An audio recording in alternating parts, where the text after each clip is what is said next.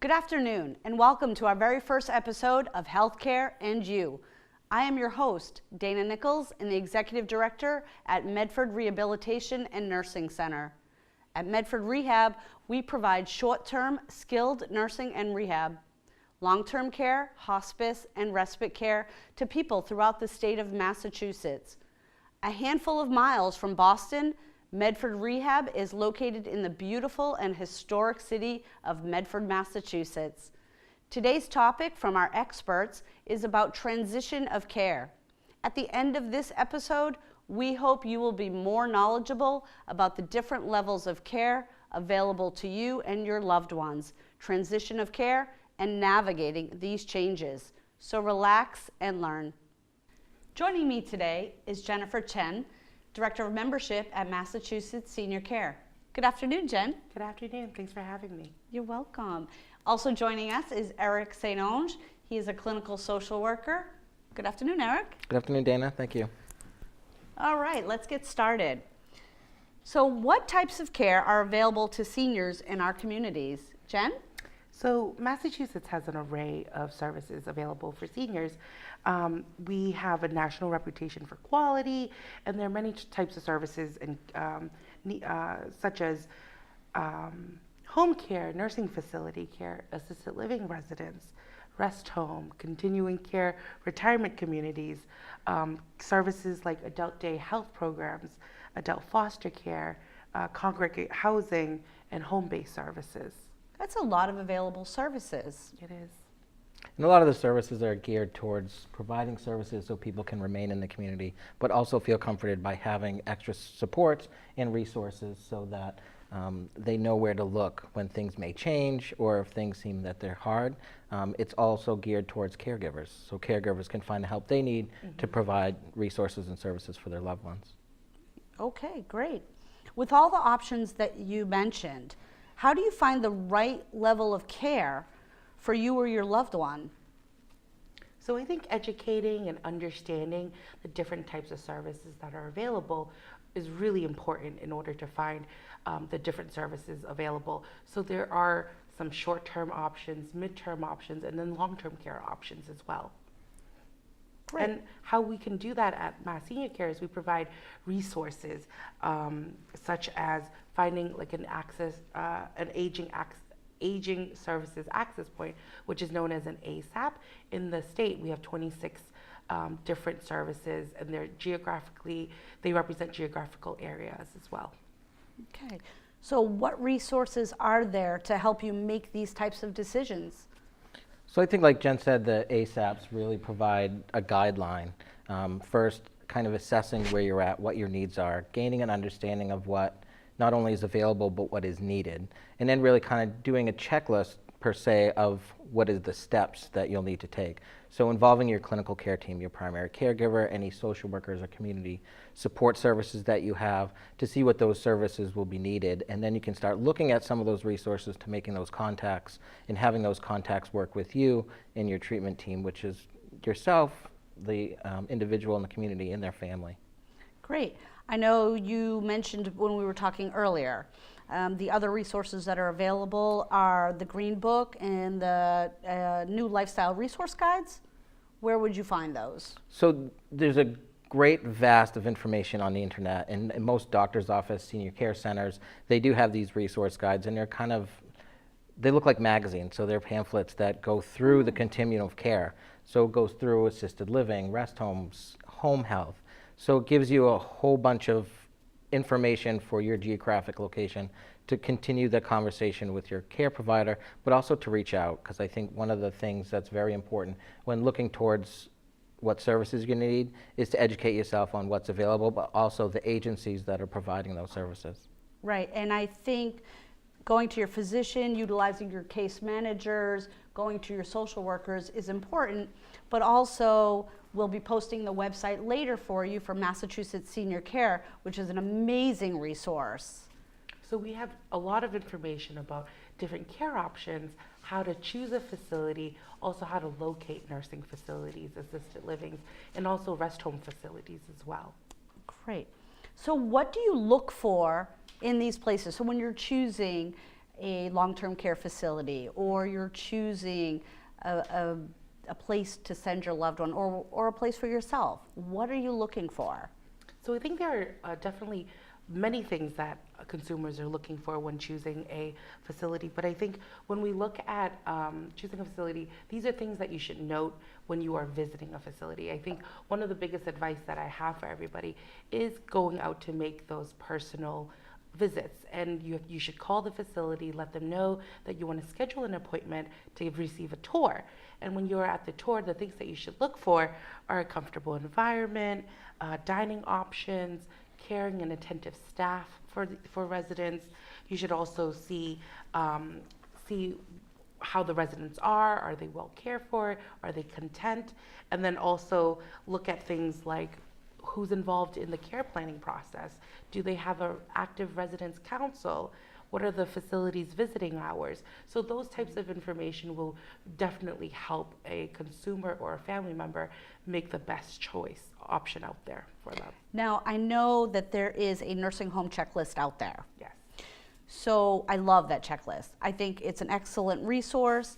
Let's talk a little bit more about the checklist. So is one of the things that is asked on the checklist, is the nursing facility located close enough for family and friends to visit? Is this important when choosing a facility, and why? I think it is, because familiarity for the individual going into a home, I think, is very important. So to feel that you're still part of your community, even though you're entering a new community, which is a nursing facility, you still want to be in your community. So having that familiarity, I think looking at accreditation is important too. You want to make sure that they have their certifications from the Joint Commission and or DPH surveys, the certification of their clinical staff, and certainly their administration. So I do think geographic location is very important. One, for that familiarity for the resident, but also to have access to family and community supports that you have. So that socialization piece, if you're from the Boston area and you get placed in, excuse me, a home in Worcester, it might be hard for your family and friends to visit you. So that geographic location becomes very important for your informal support and your family. Right. Great. Does the nursing facility home offer specialty services? That's another great question on there. For example, at Medford Rehab, we have several nurses on staff that are wound care certified, that are certified dementia practitioners. Are these types of certifications important when choosing a facility? I think that specialty services are really important, especially it gives you a peace of mind to know that there's an experienced nursing team that can really provide those full range of services. So in nursing facility care and rehab care, there are a bunch of specialty services that are offered, and they include skin and wound management. We have respite services, hospice, pain management, orthopedic rehab, and stroke and neuro rehab, and also like pulmonary care, for instance. But I think those types of services are really important. Great. Okay. What are Just some... just to add what Jennifer's saying, Yeah, I think great. with the specialty services, also what are some of the opportunities for socialization and recreation? So I think activities, therapeutic support groups to offer support for that transition in someone's life, whether it's transitioning to be a long-term care resident or transitioning to needing services when you're leaving the facility. That's a huge adjustment going into a nursing home facility or any service that you're accessing. It's a huge change and a life change. So I think having those opportunities for residents to get together, to share their stories, but also to just feel supported from each other and from the therapeutic staff. And I think Eric brings a good point. In Massachusetts, we also, nursing facilities, certain nursing facilities have dementia special care units, for instance. It's a set of rules put out by the Department of Public Health where the facilities have a standard type of unit that is really person-centered, therapeutic activities. They have standards for outdoor and common spaces, noise cancellation, really caring for dementia, individuals with dementia, and being able to provide the best type of care for that person in that environment. That's great. I think looking at all of these things for the resident provides a comfort in their adjustment, but it also provides dependability, safety. I think in instances when care needs do change, it can pose caregiver burden. So for family members offering that care support, it gives them a sense of relief and a peace of mind. I've had a lot of families, after the initial adjustment, in coming to some of the team meetings saying, I'm really glad that my loved one is someplace safe getting that care, because it allows them to take a step back and be a loved one again and not just a caregiver. Right. And I know for me personally, it just shows a commitment to your the owners of your company, that they appreciate the staff and they think it's important to support your future endeavors, because it only resolves in adding to the quality of care and the quality of outcomes. So that's important to us. What are some of the reasons that families choose to transition themselves or their loved ones to long-term care? I'll take a first grab at this, but I think a lot of times, because long-term care, nursing facility and rehab facilities, they offer 24-hour around-the-clock care. And that's important, because if someone was to exhaust community-based services, there needs to be facilities there that can care for somebody 24 hours a day. And that's what long-term care facilities do provide. And I think that goes back to what I said earlier about having that dependability and safety. Like Jen said, when you're kind of exhausting community-based supports and you're needing a little bit more supervision, the nursing home level of care offers that. Right, I agree. So Eric, for you, what is the role of the social worker during this transition of care? So the social worker is going to meet with family members and residents to talk about that transition. Again, it's an assessment from your entire clinical care team to assess what those needs are. And the social worker is going to work with that transition, adjusting to the facility, exploring what the options are while at the facility, if it's discharge planning, which typically occurs on admission, to talk about the discharge options. Right. And that assessment can be initially long-term care, but it can transition to possibly a less restrictive setting. Or it could be that somebody is coming in for short-term rehab and they transition to long-term care needs and you shift that. So the social worker will help navigate kind of the team process and involving the resident and the family member to address what the needs are, offering psychosocial support, adjustment issues, and really just encourage them to stay involved. Right. So tell me, or why don't you help walk me through, when you're first admitted to a nursing facility, let's say for short-term care, how does that differentiate between it being admitted for long-term care? So for short-term care, you're immediately looking at what those discharge plans are. So what are the services that are going to need to be accessed once you're ready to be discharged? So and that's when you go back to looking at, are they going to need more extensive services from a visiting nurse, medication management? Are the rehab needs going to extend their stay at a nursing facility and need home health services with physical therapy, occupational therapy, or speech and language therapy? So you're going through that process of what are going to need to be the referral process. And it starts early on so that you're identifying agencies and services that you're going to be exploring at the end of 5-6 weeks of rehabilitation. Right, and usually the meetings start with the interdisciplinary team within 24 to 48 hours, so pretty quickly. Yep, and the assessment from the social worker is going to be meeting with the residents and getting a really good psychosocial history. Some of the important things that are important when looking at discharge planning and or long-term care are what are the financial resources, income, certainly insurances, and what is the insurance process, because community insurance varies from long-term care insurance. So that process of exploring what those needs are and getting a family history so you can build on their informal supports, their friends, their families, what their hobbies were, what they did for work. That all plays into the kind of resident-centered approach, which is where healthcare is now. Really, the transition to any healthcare system, whatever it changes, the constant is the resident, is the individual accessing the services. So getting an understanding of who that is, what their family support, what's around them, helps drive what you're looking for when you're getting ready to be discharged. And again, going back to what Jen was saying earlier about what resources are available to find those different levels of care. Right. Because you might come into rehab and the social worker and the interdisciplinary team will work with you on appropriate discharge planning. You may not need that level of care. You might need it today, but you might not need it in 6 weeks. Exactly. So that's why it's great. The Mass Senior Care website is so informative. Yes, and so on there we have consumer information, but then also there are other resources that on the state's website. The Executive Office of Elder Affairs is a great resource. The ASAP website, and also you can call the ASAP line, and someone can actually walk you through those types of services.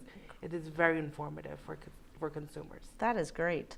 Okay, what are some of the Medicaid programs available that provide services for the elderly or disabled individuals returning to the community?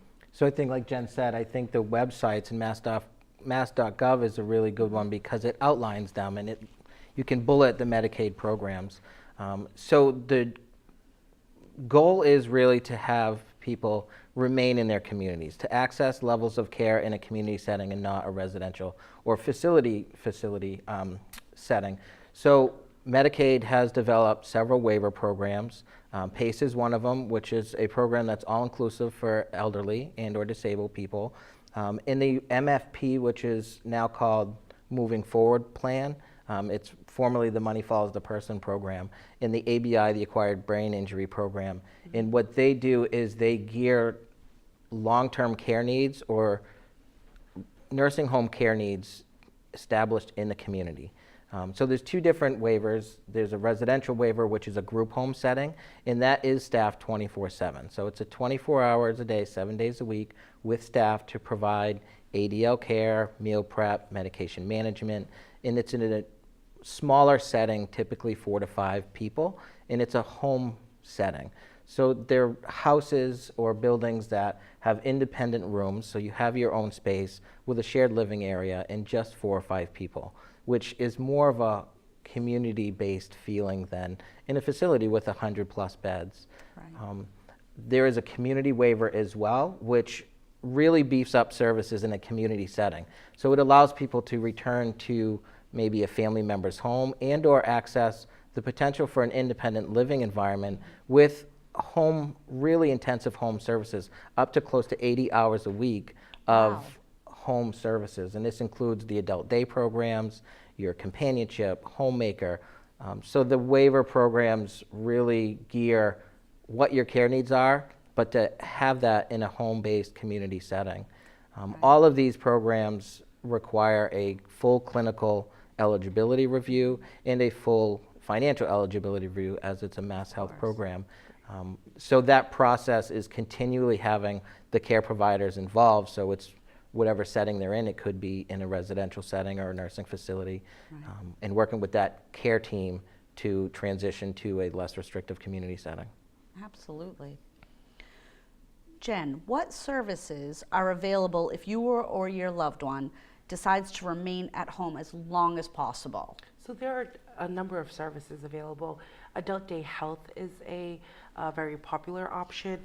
So the adult day health is really, or also known as adult daycare, provides supervision, it provides recreation, health and personal care, meals throughout the day, and it really allows a family member to go back to work or to attend to different responsibilities.